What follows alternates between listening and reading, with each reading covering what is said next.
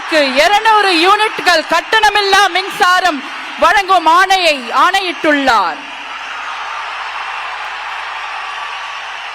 மாண்புமிகு தமிழ்நாடு முதலமைச்சர் அவர்கள் பெண்களின் பாதுகாப்பினை மேம்படுத்தும் பொருட்டு தடுப்பு மற்றும் பாதுகாப்பு யுத்திகளை முதன்மை மற்றும் ஒற்றை இலக்காய் கொண்டு செயல்பட சிங்கப்பெண் சிறப்பு அதிரடி படையை உருவாக்குவதற்கு ஆணையிட்டுள்ளார்.